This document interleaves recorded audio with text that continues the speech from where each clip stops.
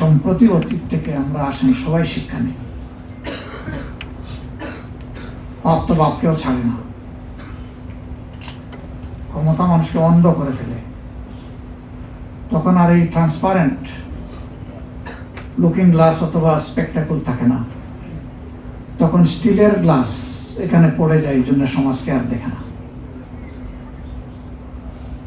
আসুন আমরা transparence glass দিয়ে সমাজটাকে দেখি, মানুষের হাহাকার বোঝার চেষ্টা করি। কৃষির যদি এই দেশে বিপর্যয় ঘটে, গোটা জাতির বিপর্যয় ঘটবে। কোন বিদেশি ঋণ আর সহায়তায় জাতিকে কোমর সোজা করে দাঁড়াতে সুযোগ করে দিতে পারবে না। কৃষি বাঁচলে দেশ বাঁচবে, এটা যেন আমরা ভুলে না যাই। সমাজের যার যেখানে যতটুকু গুরুত্ব পাওয়া উচিত তাকে ততটুকুই দিতে হবে। কৃষি আমাদের প্রধান, কৃষি আমাদের দ্বিতীয়, কৃষি আমাদের তৃতীয়, এরপরে অন্যগুলো। এখানে যারা আজকে আছেন তাদের প্রতি আমার অনুরোধ, আল্লাহ তাআলার দেওয়া এই মেধা, আমরা এটা কোনো জায়গা থেকে কিনে আনি নাই, আমাদের বাপ দাদারাও কিনে আনে নাই। আল্লাহ দান করেছেন আমাদের স্কালের ভিতরে মেধা।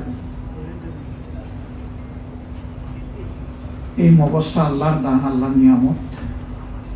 আমাকে না দিয়ে আল্লাহ তাআলা একজন সাধারণ মানুষকে দিতে পারতেন, আপনাকে না দিয়ে অন্য কাউকে আল্লাহ এটা দিতে পারতেন। আল্লাহ তাআলা ময়দানে হাশরে সেই সমস্ত লোককেই তার ভালোবাসার চাদর দিয়ে ঢেকে দেবেন যারা তার প্রত্যেকটা নিয়ামতের শুকরিয়া আদায় করেছে। আর নিয়ামতের শুকরিয়া আদায় করার অর্থ মুখে তার প্রশংসা করা, কাজে তা বাস্তবায়ন করা। আমরা অন্তর দিয়ে প্রশংসাও করব আল্লাহ তাআলা, হামদ করব, এবং কাজের মাধ্যমেও আমার ওই মেধার কাছে আমার নিজের, আমার পরিবারের, আমার জাতির যে পাওনাটুকু আছে সেটা সর্বোচ্চটা আমরা পরিশোধ করার চেষ্টা করব। যদি এইভাবে করি, হাসরের দিন দুই দলে মানুষ ভাগ হয়ে যাবে। একটা দল চমকানো চেহারা নিয়ে আল্লাহ তাআলার সামনে দাঁড়াবে। আল্লাহ তাআলা তাদের জন্য হিসাবটা খুব সহজ করে দেবেন, কারণ আল্লাহ আলিমুল গায়ব আলিমুম বিজাতিস সুদূর। আল্লাহ অদৃশ্যের খবর একমাত্র তিনিই রাখেন, আর সমস্ত সৃষ্টির অন্তরের খবরটাও শুধু তিনি রাখেন। কিন্তু জানেন, ভালো ছাত্র আপনারা ডিল করেন, বা এই বাড়িতে বেশি আসলে ওকে বেশি কষ্ট দেওয়া হয় না, তাকে সাধারণ কোনো প্রশ্নও করা হয় না, বরঞ্চ তাকে ভালো কিছু দিতে হলে দুই একটা ক্রিটিক্যাল কোয়েশ্চেনের আনসার তার কাছ থেকে আপনারা এক্সপেক্ট করেন।